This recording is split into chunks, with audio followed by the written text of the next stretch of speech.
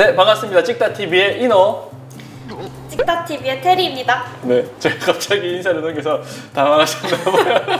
오늘은 찍자 여러분들을 위해 새로운 신제품을, 아주 따끈따끈한 신제품을 리뷰하고 보여드리기 위해서 가져왔습니다. 모델로는 테리님이 함께 해주실 거예요. 취미로 하시는 분들은 테더링 촬영이 어색하시겠지만 현업에서 일하시는 분들은 테더링 촬영을 실제적으로 많이 하고 있고요. 테더링 촬영이라고 한다면 촬영하면서 바로 PC에서 사진을 확인해서 전송시키는 그런 촬영 방식을 말해요. 테리님은 이제 잘 아시죠? 네, 한번 경험해 보셨기 때문에. 자, 이번 새로운 제품은 테더툴즈에서 나온 에어 다이렉트라는 제품입니다. 그래서 기존에는 보통 유선으로 테더링 촬영을 하는데 이 제품을 사용하면은 무선으로 테더링 촬영을 할 수가 있어요. 무선으로 하게 되면은 속도는 상대적으로 느려지겠지만 좀 더 편리하고 자유롭게 촬영을 할 수 있다는 장점이 있습니다. 예전에 비해서 속도가 아주 많이 빨라졌다고 하는데 얼마나 빨라졌는지 실제로 테스트해보면 좋을 것 같아요. 에어 다이렉트 이전에도 다른 제품들이 있었는데 대부분 PC에 파일 자체를 전송시킨다기보다는 타블렛 같은 데서 리뷰하는 정도가 많았었고요. 이렇게 로우 파일이랑 JPG 파일을 동시에 옮길 수 있는 제품은 많지 않은 것 같아요. 자, 그러면 내용물이 어떻게 있는지 한번 보도록 하겠습니다.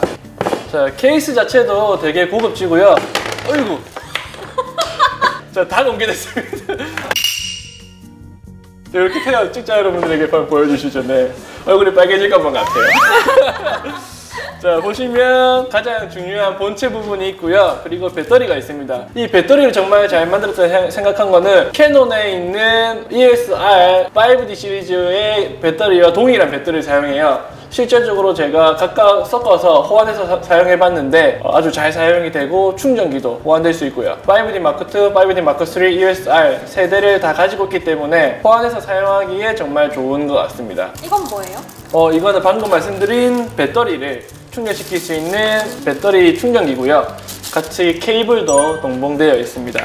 이건 어디에 쓴 거예요? 이게 이제 아주 중요한 건데 테더링 장치를 연결시켜주는 케이블이에요. 아주 친절하게 종류별로 다 있습니다. 미니, 그리고 3.0, 2.0, 그 다음에 USB-C 타입 종류별로 다 있기 때문에 본인이 어떤 카메라를 사용하시더라도 다 호환해서 사용하실 수가 있어요. 에어 다이렉트에 결합하시고 그 다음에 카메라에 연결해서 장치를 사용하실 수가 있습니다. 지금 이 제품은 정말 따끈따끈한 신제품이라서 아직 국내에 잘 들어와 있진 않아요. 테더툴즈 제품 자체가 정식 수입하는 업체는 아직 없는 것 같고 이 제품은 아마 쉽게 들여오진 않을 것 같아요. 그렇게 많은 수요가 있진 않을 것 같아서. 그래서 저는 테더툴즈 공식 홈페이지에서 직접 구매를 했고요. 제가 구매한 거는 기본 요 에어 다이렉트랑 추가적으로 A플레이트에 장착해서 사용할 수 있는, 이름을 뭐라고 하는지 잘 모르겠네요. 요 장치와 그리고 선을 두 개 한 세트로 파는 선을 각각 샀어요. 원덱스 마크2랑 EOS-R을 사용할 수 있는 케이블을 여분으로 샀는데 이 케이블을 봉동한다는 게 어느 정도까지 올 줄 몰라서 산 것도 있고요. 그리고 짧은 케이블을 국내에서 쉽게 구매할 수 없기 때문에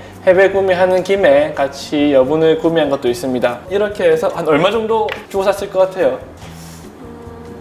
이 정도면 나는 살 수 있을 것 같다. 10만원, 20만 원? 20만원. 네, US 달러로 450불 정도 줬고요. 아마 계산하면은 50만원 조금 넘게 된 것 같아요. 그리고 직구를 한 거기 때문에 관세가 한 10만원 정도 붙었습니다. EOS-R에 A플레이트가 한 10만원 정도 해서 전체적인 시스템을 갖추는 데는 한 70에서 한 80 정도 비용이 든 것 같아요.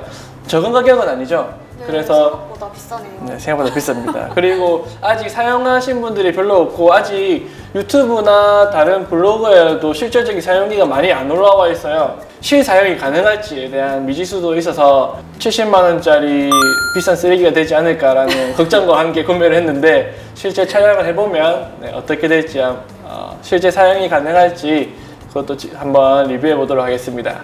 촬영을 해보실까요? 해보실까요? 하시기 전에 설치를 해보죠. 카메라를 좀 부탁드리겠습니다. 저는 오늘 EOS-R의 에어 다이렉트를 사용해 볼 거고요. 기본적으로 위에 있는 핫슈에 사용하게 되어 있습니다. 그런데 위에 있는 이 부분이 뭐 하는 데인지 아세요? 플래시. 맞습니다. 플래시를 사용하기 위해서 있는 곳인데 에어 다이렉트를 쓰게 되면은 플래시를 못 써요. 그래서 별도의 이 장치를 구매를 한 거예요. 그래서 A플레이트에 옆에 이렇게 달아주시고, 플래시 사용하기 위해서. 네, 그렇죠. 다 돈입니다. 자, 이렇게 옆에다가 장치를 달아주시고요. EOSR은 USB-C 타입이에요. USB-C to C를 결합을 해줍니다. 조금 더 올라가야 될 것 같네요. 기존에 테리 씨랑 촬영했을 때는 이 케이블이 PC에 바로 연결이 됐었죠. 네. 지금 같은 경우에는 PC가 아니라 에어 다이렉트에 연결을 해서 사용하는 거예요. 그리고 배터리를 넣고요. PC랑은 와이파이로 연결이 돼요. 이 장치가 와이파이로 연결이 돼요. 전원을 켜면 장치의 와이파이 데이터를 PC에서 받을 수가 있어요. 그러면 설치를 해봤으니까 실제적으로 촬영을 한번 가보겠습니다. 결합을 하고 전원을 켰고요. 그러면 램프에 정상작동 불이 들어옵니다. 모바일은 모바일에 있는 어플을 이용해서 볼 수 있는 거고요. ADU 같은 경우에는 PC에 연결하는 방식이에요. 그리고 헤르츠 설정을 할 수 있고요. 자, 전원을 켜게 되면 연결은 에어 다이렉트 와이파이를 연결하면은 PC와 에어 다이렉트가 연결되게 됩니다. ADU라는 에어 다이렉트 유틸리티에서 연결이 되었다고 메시지가 떠요. 카메라에 전원을 켜보겠습니다. 자, 그러면 유선으로 할 때처럼 동일하게 카메라 세팅 값이 캡처원에 등록이 되게 됩니다. 제가 설정을 바꾸면 똑같이 조리기가 올라가고 셔터 스피드 변하고요. 그러면 촬영을 한번 해볼게요. 조명은 아직 테스트를 안 본 상태라서 조명 테스트 먼저 한번 보도록 할게요.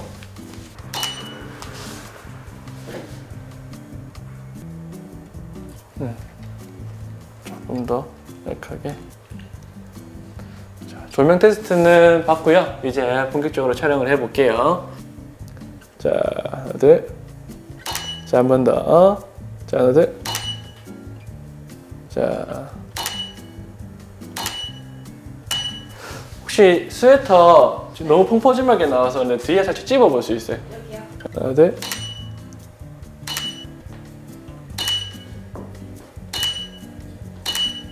확실히 유선만큼 빠르진 않은 것 같아요. 지금 셔터를 안 누른 지도 좀 됐는데 이전 사진들이 계속 넘어오는 거 보면 유선만큼의 속도는 못 따라오는 것 같은데 그래도 천천히라도 안정적으로 파일이 다 넘어온다는 것 자체가 일단은 의미가 있는 것 같아요.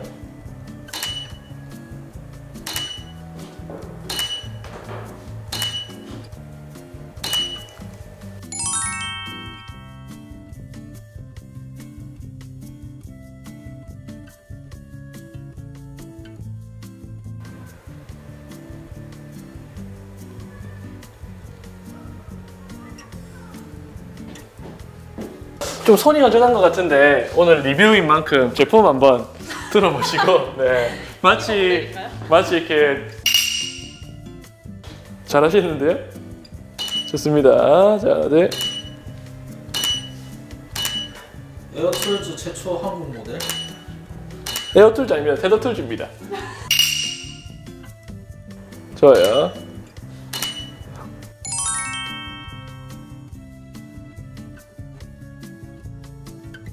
다시 그렇게 한번 들어보세요. 제가 완전 클로즈업으로 한번 찍어볼게요. 네?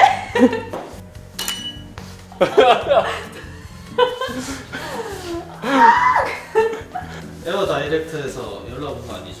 아, 아닙니다. 제 돈 주고 샀고요. 네, 사기도 힘들었어요. 국내에 안 팔아서. 근데 확실히 선에 제약이 없다는 건 되게 좋은 것 같아요. 방금 이렇게 아무데나 놓을 수도 있고 움직일 때도 선이 걸려서 빠지거나 이런 거는 걱정 안 해도 되니까 찍을 때 너무 편리할 것 같아요. 찍을 때 편리해요. 파일이 넘어가서 또는 조금 더 느려지지만 트레이닝과 함께 따끈따끈한 신제품 에어 다이렉트를 이용해서 무선 테더링 촬영을 해봤습니다. 오늘 촬영 어떠셨어요?